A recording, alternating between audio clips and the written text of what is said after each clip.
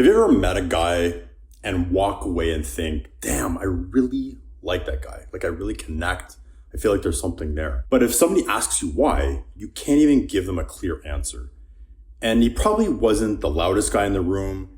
He probably didn't tell the best stories. He may not even be or sound that impressive at all. But something about him felt good.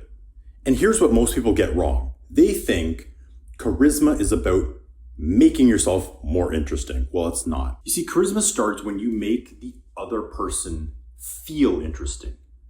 And once you understand that, being more charismatic gets a lot simpler. So I want you to think about what happens when you walk into a room where you don't know anybody. You start thinking about yourself. How do you look? Or is my zipper up? Are my shoes tied? Am I being awkward? And what if I run out of things to say or talk about? So while the other person is speaking, you're kind of running this mental script and you try to think about the next sentence in your head. You might even be nodding and smiling. You're saying, yeah, right, in the right places, but you're not really there. And people can feel that. They can see it. They can sense it. And they may not be able to explain it, but the conversation just feels off. Like they're talking to somebody who has one eye on the exit door. Therefore, you try harder, right? You tell a bigger story. You try to make another joke. You try to add more energy.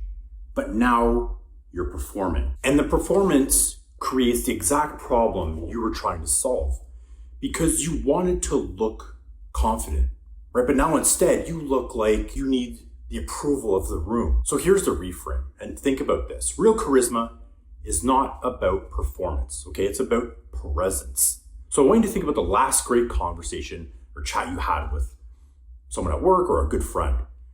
And you probably don't remember what the other person said, but you remember how they made you feel, right? They make you feel heard.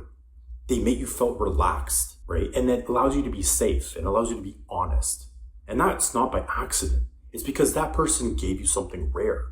And it doesn't happen a lot anymore. And that's their full attention. No phone, no rush, no waiting around for the gap to jump in so you can try and turn the conversation back to yourself. And the reason I'm telling you this is because you don't need new personality. You don't need to become louder. You don't need to become impressive. You need to get better at making one person feel seen. So here are 3 ways that you could start doing that. First, this is a hard one. I want you to put the phone down.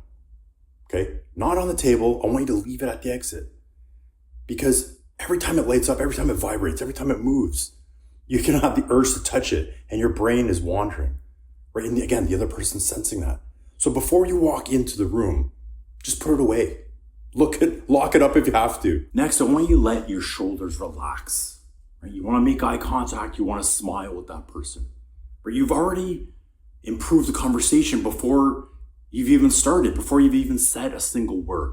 Second, I want you to ask the second question. Now, most people stop at the first question. So the first question is like, how's work? How's the wife? Right? And the answer is good, busy. And then the conversation just dies. But the charismatic person layers it on. Right? So when that person replies with good, busy, or the kind of busy where you're questioning your life choices, right? Now you have something real.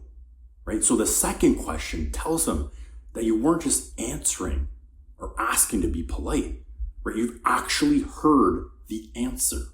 So now you can listen for one word that you can follow or hook on, right? Did they mention they were busy or new or stressed or excited, right? Then ask about that word. You see, you don't need better topics. You need to stay with the topic you already have. So move 3, I want you to wait for the period, right? Not the comma, right? When someone starts telling you a story and halfway through your brain goes, oh, what happened?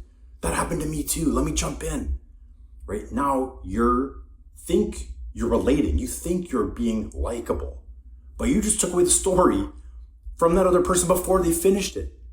So let them finish the full thought, right? React with your face. You can nod, you can smile, that sort of thing. But don't drag the spotlight back to yourself too early, right? When they finish, ask one question about their story before you share yours. And that gets the back and forth going, right? The extra 10 seconds tells that person that their moment matters. So next, here's the point. Charisma isn't about getting everyone in the room to notice you, right? It's about making the person in front of you forget that there's anybody else in the room. So don't try all of these things at once. That's going to be a little overwhelming. Just pick one. So let's start with put your phone away.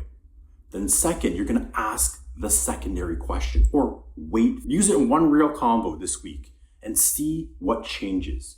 You might find yourself speaking less than normal, but that's okay because the other person will probably enjoy talking to you more and you're going to feel that energy. And that's the part that nobody tells you. So the fastest way to become more interesting is to become more interested. Now, this is a series of videos I'm going to do about charisma. And if you feel like this helped you in some way, or you think this might benefit someone, maybe consider sharing and following. Take care.